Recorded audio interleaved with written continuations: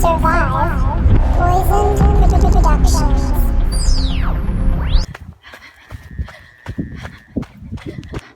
I think I see my car. I don't know what I was attacked by. I don't know. I didn't see it. It's my boyfriend's sweater, just ignore that. Today we are headed to the zoo. It's like cloudy and overcasty, and so I think it'll be really good to see the bigger animals, because last time we went it was a super hot day, and so all of like the bears and wolves and stuff were obviously hiding because they were super hot or just sleeping. So I think they'll be a lot more active this time when we're there, so I'm super excited, and I just thought I'd bring you guys along. Yeah.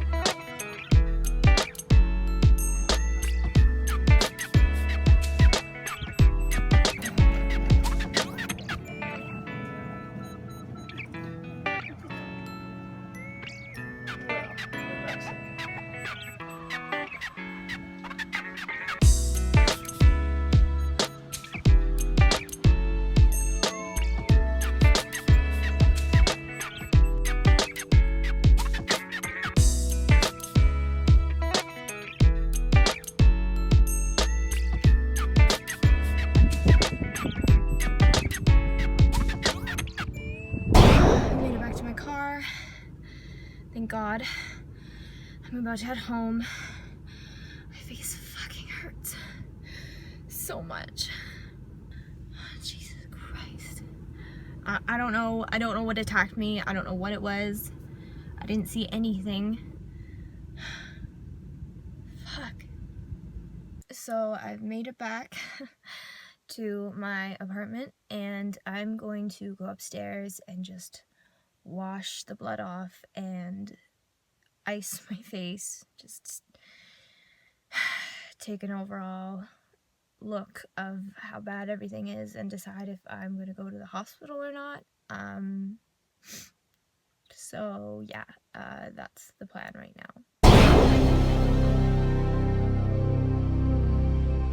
So the first thing you're going to want to do is take some liquid latex and some cotton balls and start creating these scratches that are going to go on our face. Use the liquid latex above and below the eyebrow. Do not go on your eyebrow for any reason. It will rip the hairs out. Twirl the cotton ball up so it's this like thin straight line, and then place that wherever you want it above your eyebrow, and then also match it underneath your eye so that it looks like it's the same scratch, if that makes sense. Now I'm just putting some lotion on my hand so it's easier for me to work with the cotton ball once I put the liquid latex over it. So I've put liquid latex on both ends just so I can pinch them and make them sharp looking. And then later I do go over the middle of the cotton ball with some liquid latex. Don't saturate it all the way through to the point where it will touch your eyebrow. But if you just get the top of the cotton, you can basically use your fingers to mold it then, and then the underside is still just regular cotton that's touching your eyebrow hairs, if that made any sense. Anyways, just don't saturate the cotton too much or else the liquid latex will touch your eyebrow. So I just continued on that with anywhere that I wanted some scratches, and then I'm taking this rough sponge and just doing some purples and greens right now just to break up my skin texture, and then I'm going in with red because obviously it would be bloody and gory and gashy. Sorry, I kind of have a cold right now, so if I sound a little off, that's what it is. Boo boo. But yeah, I go in with red, I go in with black, I think I go in with brown. Like, you really just want to get as many colors in there as possible.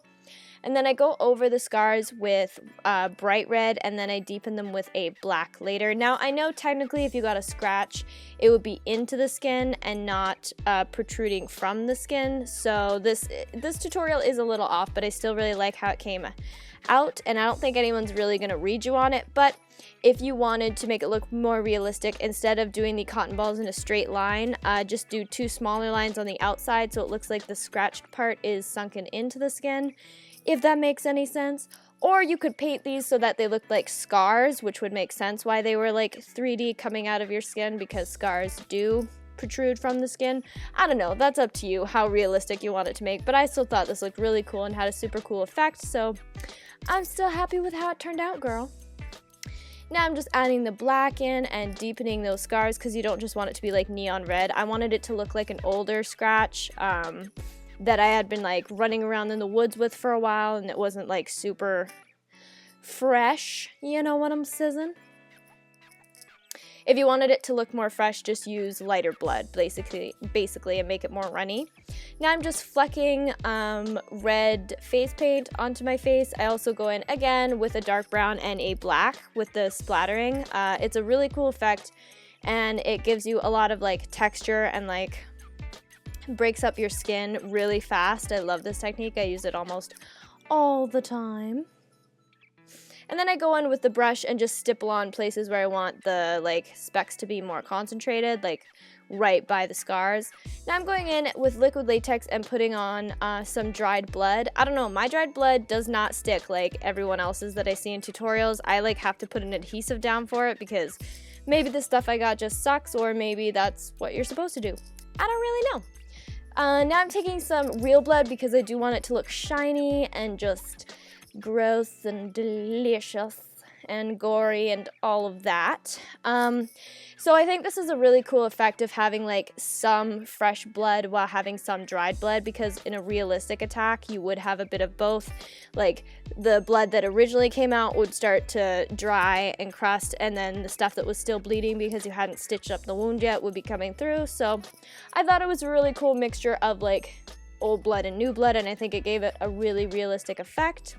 And don't be afraid to go down on your eyelid with the blood, as long as it's eye safe. Now I'm going in with some dirt. I do it with brown dirt and then a gray dirt. I use the gray dirt just on the wound patches to make them darker, but I wanted to dirty up my skin and make it look like I, again, had been running through the bushes and stuff. Now, if you don't have this specific stuff, it really is just a powdered eyeshadow, so if you have a brown powder pigment that isn't sparkly or shimmery, you'll be fine. It'll give you the same like matte, dirty, dusty effect. And remember to put it on your hands, and like if I was more committed I would have put it on my shirt, but if I couldn't have got the stain out of my new tie-dye shirt, probably would have cried a little bit. So I decided not to risk it. But if I was doing it for like a film not for YouTube type thing, or like a cosplay, I would commit to making my clothes also dirty. Now I'm just going in with that gray that I told you about and going into the wounds. Just adding more and more dimension. I didn't want to put gray on my face because I think that's more for zombies, is when people put it on their skin for that. You could have put a bit of darker pigment on your skin if you wanted to. I just wasn't feeling it today. Now I'm going in again with another layer of liquid blood just to get it really bloody and shiny and gross, basically.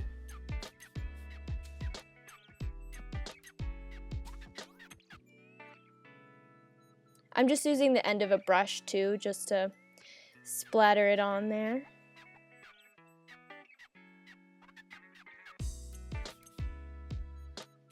And that's it, that's all guys. I hope you enjoyed, and please check out my Instagram account if you want to see more looks that I don't post videos on, and don't forget to subscribe.